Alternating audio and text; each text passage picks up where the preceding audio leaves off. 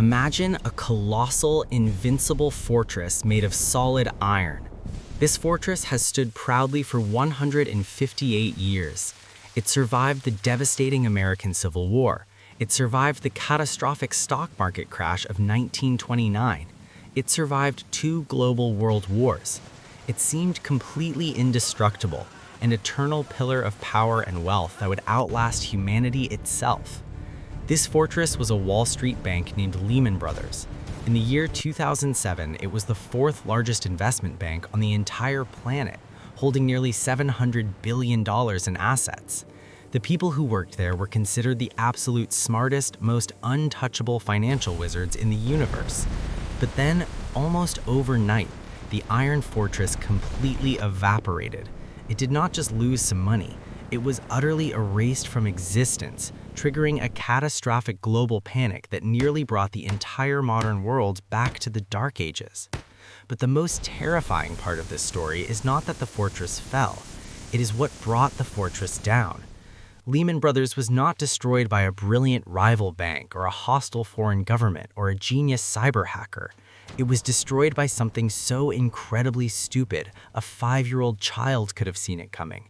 It was destroyed by bad home loans.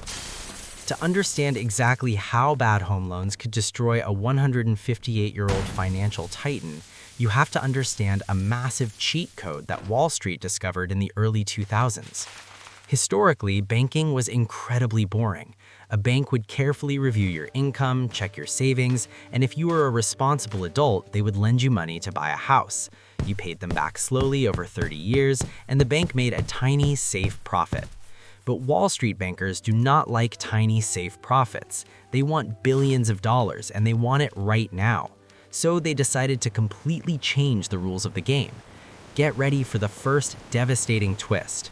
The bankers realized they could make massive upfront fees simply by creating a loan. They did not actually care if the loan was ever paid back because they had no intention of keeping it. So they started giving massive million-dollar mortgages to literally anyone who walked through the door. They gave loans to people with no jobs, no income, and no savings. Imagine walking into a bank, pointing to your pet golden retriever, and the bank happily hands your dog a massive bag of cash to buy a luxury beachfront mansion. That is exactly what was happening across the country. Now, if you were a bank holding a massive pile of IOUs from unemployed dogs, you were sitting on a ticking time bomb. So what do? You sell that bomb to someone else before it explodes. Wall Street invented a highly complex financial machine that operated exactly like a giant industrial meat grinder. The local banks would take a few good, healthy home loans and throw them into the grinder. Then they would take thousands of those terrible, rotting, toxic loans, the ones given to people who could never pay them back, and throw those into the grinder too. They mashed it all together into a brand new financial product.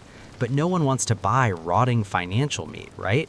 So Wall Street bankers paid a few very official-looking men in sharp suits, called rating agencies, to slap a shiny golden grade A sticker on the outside of the package.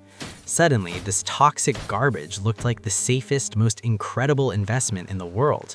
Global investors, pension funds, and foreign governments started buying up billions of dollars of this shiny financial meat, completely unaware that it was rotting on the inside. Lehman Brothers saw how much money was being made in this meat grinder business, and they wanted to be the undisputed kings of the factory. But simply acting as the middleman was not enough for the aggressive, ruthless executives running Lehman Brothers. They wanted to squeeze every single drop of profit out of the housing boom. And this brings us to the second terrifying twist of our story. Lehman Brothers did not just sell the toxic meat to other people, they started aggressively eating it themselves. They began buying up billions and billions of dollars of these terrible mortgages, storing them in their own giant vault. But to buy all of this garbage, they needed cash, so they used a financial strategy called leverage. Leverage is a fancy Wall Street word that basically means borrowing a dangerous amount of money. Imagine you have one single dollar in your pocket, but you borrow $30 from your friends to go gamble at a casino. If you win massive. But if you lose even a single dollar, your entire world completely collapses because you have absolutely no safety net. Lehman Brothers was leveraged at a staggering ratio of 31 to 1. For every single dollar the bank actually owned, they had borrowed $31 to buy more toxic housing debt. They had built a spectacular, glittering skyscraper stretching into the clouds, but the entire foundation was made of cheap paper napkins. Inside the corporate boardrooms of Lehman Brothers, a party was absolute madness. Executives were taking home multi-million-dollar cash bonuses every single year. They were buying private jets, massive yachts, and private islands. Anyone inside the bank who dared to raise a hand and point out that the foundation was made of paper napkins was immediately silenced. When a few brave risk managers looked at the math and warned the executives that the bank was heading for a cliff, the boss did not listen.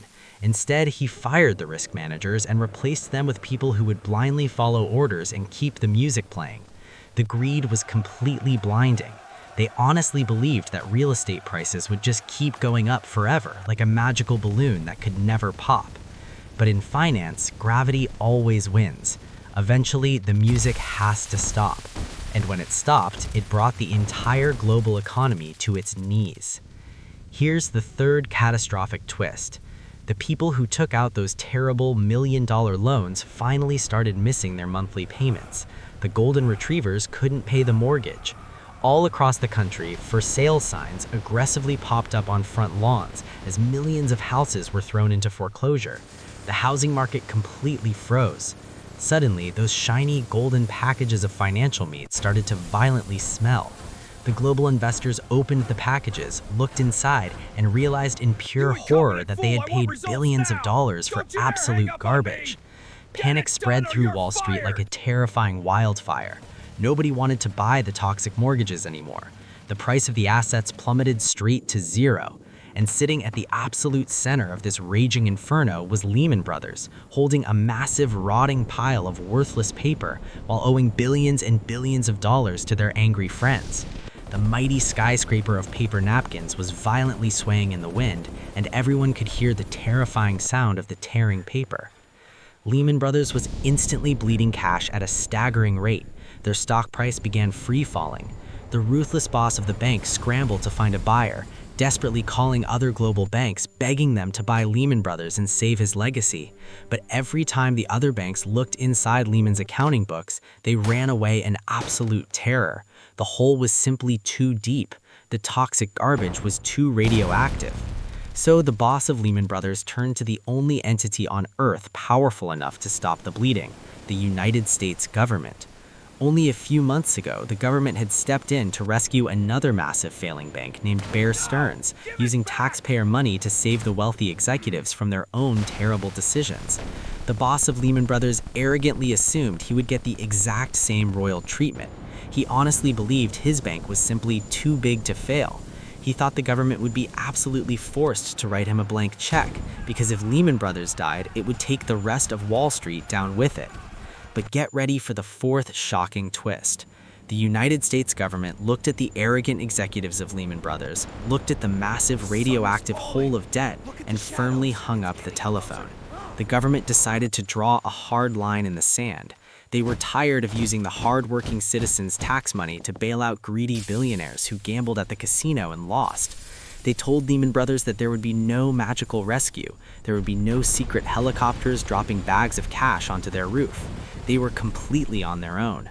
It was a weekend of pure, unadulterated chaos in New York City. The top bankers in the world locked themselves in a massive government building for 48 hours, desperately trying to construct a last-minute miracle. The boss of Lehman was isolated in his office, aggressively staring at his phone, waiting for a savior that was never going to call. When the sun went down on Sunday night, the terrible reality finally set in. The 158-year-old iron fortress was entirely out of cash, out of time, and out of friends. On Monday, September 15, 2008, the world woke up to the most surreal, terrifying sight in financial history. Lehman Brothers officially filed for bankruptcy.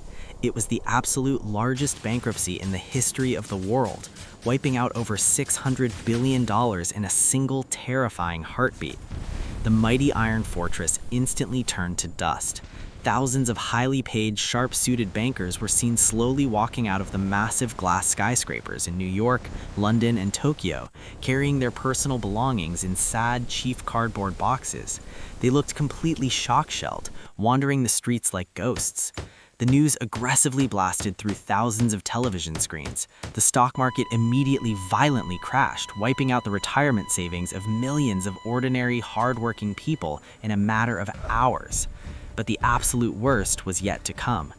This brings us to the fifth and final devastating twist. When Lehman Brothers collapsed, it didn't just hurt the wealthy bankers.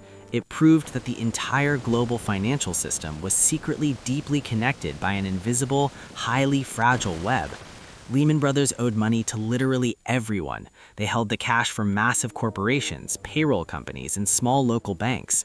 When Lehman died, all of that money completely froze. The lifeblood of the global economy instantly stopped pumping. Massive global corporations suddenly realized they couldn't pay their employees on Friday.